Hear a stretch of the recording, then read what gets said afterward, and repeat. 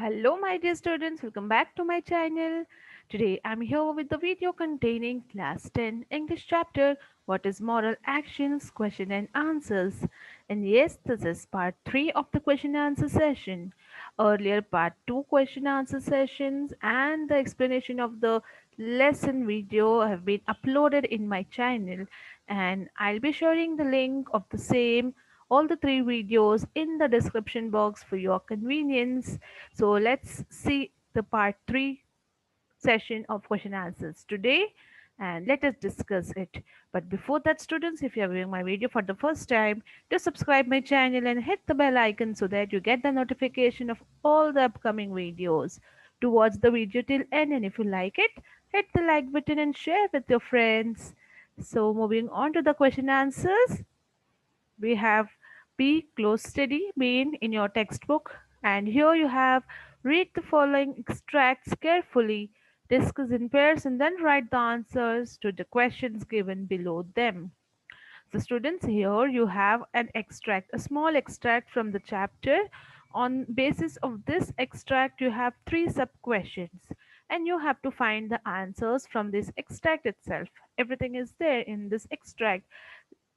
It's just similar as you solve your seen and unseen passages in the similar manner. The extracts are here. So let us quickly see the extract and then discuss the question answers. So the first extract given here is: the great Saint Teresa wished to have a torch in her right hand and a vessel of water in her left, so that with one she might burn the glories of heaven, and with the other extinguish the fires of hell, and men might learn to serve God from love alone, without fear of hell and without temptation of heavenly bliss. Okay, so this is the extract, students, and here we have questions based on this. So first sub question is: why did Saint Teresa hold a torch in her right hand? Okay, why did she hold the torch in her right hand? Just now we have read it.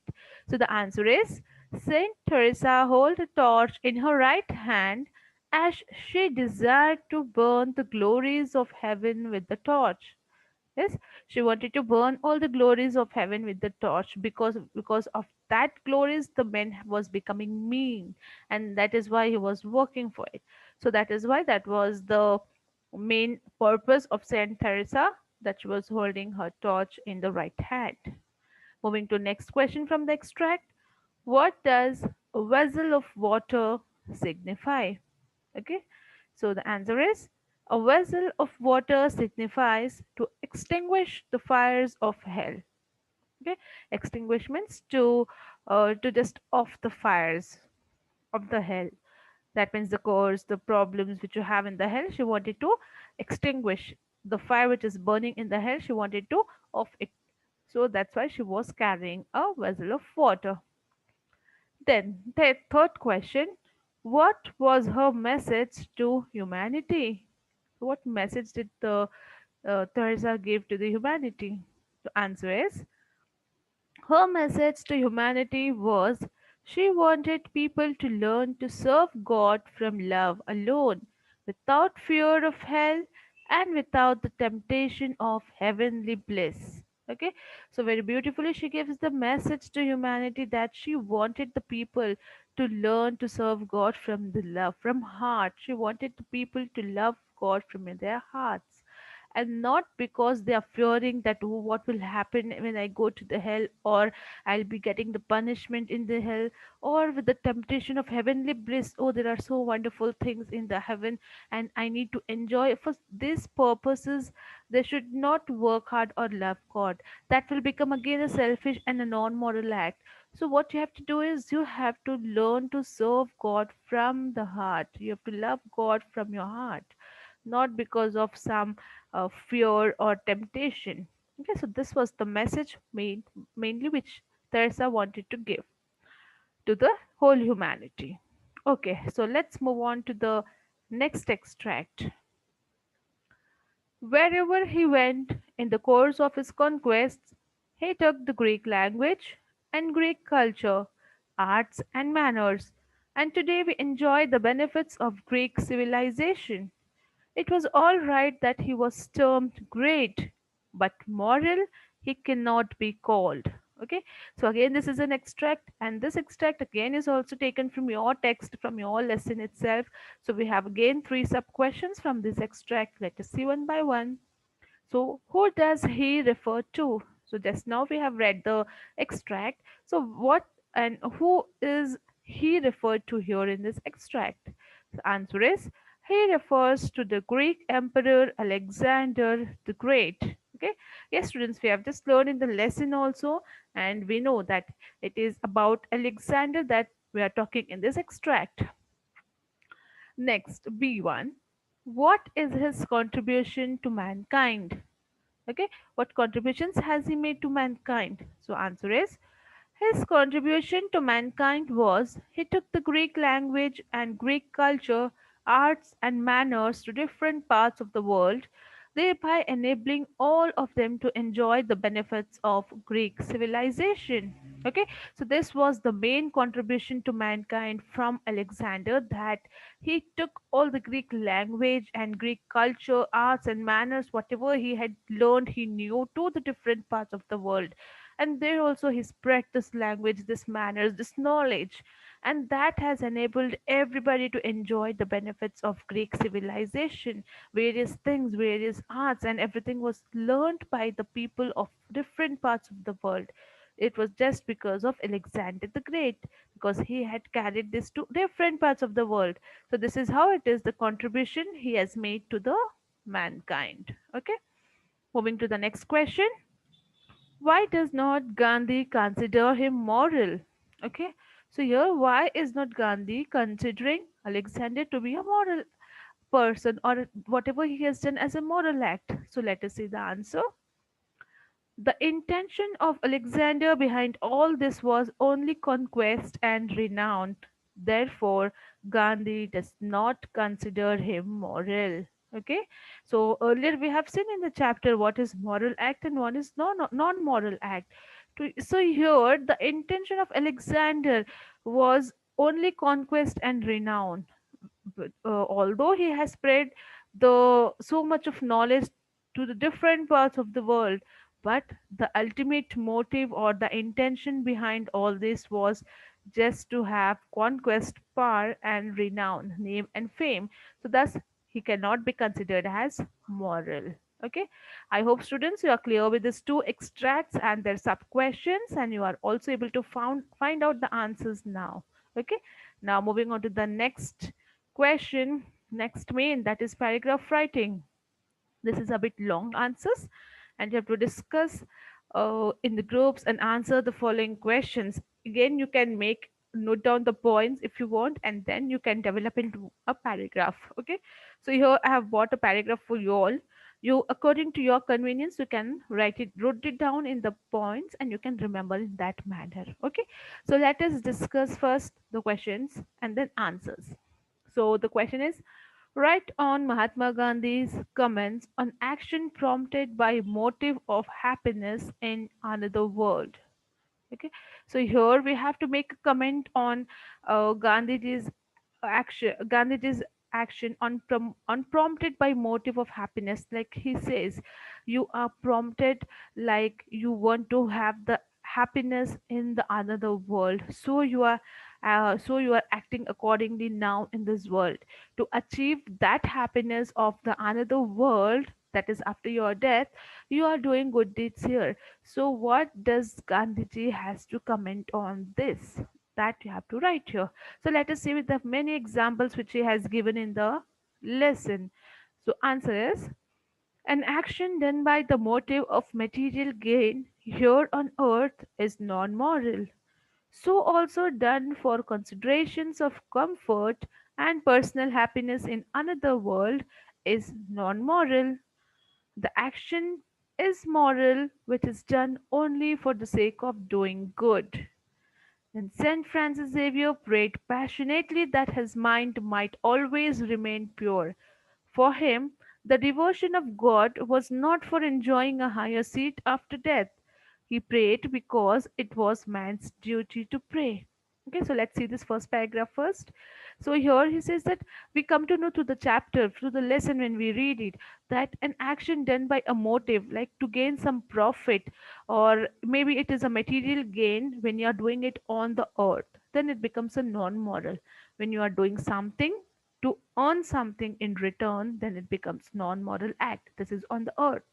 So also done for consideration means in the similar manner, if you are doing anything to have comfort and personal happiness in the another world, that is after your death, for there if you need personal happiness and comfort, and for that purpose if you are doing some good deeds now, then again it's a non-moral act. Okay, and that action is moral, that can become moral, which is done only for the sake of doing good. If you're just doing for the sake of doing good and you don't have any intention or any a motive of happiness behind that, then it is a good act or it is a moral act. So here we have an example of Saint Francis Xavier, who prayed very passionately, wholeheartedly, that his mind will always remain pure. For that purpose he used to pray. And for him, the devotion of God was not for enjoying the higher seat after death. Means he did not love God or he did not have devotion towards God because he wanted a higher seat in after the death in the next world. No, he just prayed because it was man's duty to pray. He knew that man has come in this world, God has sent him, and he has sent him to pray. So it's my duty to pray, and that is why he was praying. So there was no selfish motive in his praying. Okay. So similar way, next paragraph. Saint Teresa wished to have a torch in her right hand, and a vessel might burn the glories of heaven, and with the other extinguish the fires of hell, and men might learn to serve God from love alone, without fear of hell, and without the temptation of heavenly bliss. Commenting upon great men who have sacrificed the values of for their ambitions, Gandhiji says that with one mean act they have wiped out all their good deeds. This just shows how difficult it is to judge the morality of man's action because we cannot penetrate the depths of his mind. Okay. So similarly, here we have Saint Teresa who had always wished to keep a torch in her one hand and vessel that might burn all the glories of the heaven and extinguish the fires of hell, and so that she wanted that men should learn how to serve God, how to love God without any profit motive or without any fear of hell. Okay, so that was her intention. Then other than that, even Gandhiji comments that to great men who have sacrificed their lives, their values, their for their ambitions, and they have just done one mean thing, one mean act, and that has wiped out all their good deeds. Just one small thing they have done which was wrong, and all the good deeds which they had done was wasted. This shows that it's so difficult to judge the morality of the man's action because we cannot penetrate the depths of his mind.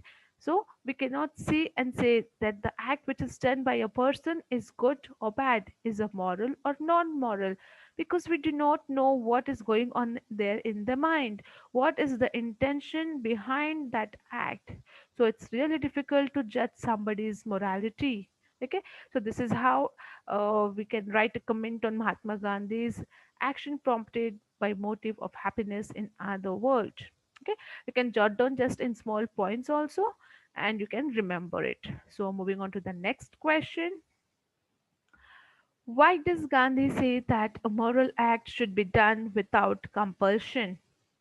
So, students, when we read the chapter, we come across that Gandhi said that a moral act should be done without any compulsion or pressure from above. Why? So, let's see the answer. Gandhiji says that a moral act should be free from fear and compulsion. He says that there is no morality whatsoever in a person's act if he rises early out of the fear that if he is late to his office, he may lose his situation. Similarly, there is no morality in his living a simple and unpretentious life if he has not the means to live otherwise. Okay, so here we'll see first paragraph. Ho Gandhiji says that moral acts should be free from fear and compulsion. Should not have any fear of somebody, nor you should have some compulsion or pressure from above. He says that there is no morality if a person rises early out of the fear that if he reaches office late, he will lose his situation or lose his job or his post. If with this fear he is getting up early and going, then this act cannot be considered as a moral act. Similarly, he says that there is no morality in his living a simple or an unpretentious life if he has not the means to live otherwise. Okay, then he says if a person is living a simple life, a poor life, a plain life, because he's not having any other option, because he's not having any other way to live, and that is how he's just forced to live that life, then that is not a moral act. Okay, so we have seen that earlier. He says if you are a wealthy person, if you are having all luxury and comforts, and even then if you are living it and coming to your plain life, then it will become a moral act. Similarly, we have the same thing in the second para. We let it see. A plain, simple living would be moral if, though wealthy, the person thinks of all the want and misery in the world about him and feels that he ought to live a plain, simple life and not one of ease and luxury. Okay? Similarly, same thing that if he is wealthy and he is living all his luxury life just because thinking of the misery of the world and he decides to live a plain life, then it can be considered as a moral act. Okay, so likewise, it is only selfish and not moral of an employer to sympathize with his employees or pay them higher wages lest they may leave him. It would be moral if the employer wished well of them and treated them kindly, realizing how he owed his prosperity to them. Okay, so there's one more example. It is only selfish and it is not a moral act if an employer or an owner is giving employees a higher wages. Why he is giving? Because he know if I don't give them higher wages, they will leave the job and go. Then I'll be in trouble. So if he is giving them higher salary with this motive, then it is just a selfish and it is not a moral act. So he should feel from inside, yes, no, yes, these are my workers and I should be a well wisher for them. I should look for the prosperity, I should help them, I should make them happy, and it's my duty to give them higher wages. If with this intention he's giving them more salary, then it becomes a moral act. But if he's just giving because they should not leave the job and go, then it will not be a moral act and it will become a selfish act there. Okay, students, so I hope with I made clear with all this question and answers. And if you found it as interesting and informative, do hit the like button and share with your friends. We'll be back soon with more such videos. Till then, take care and stay safe. Thank you.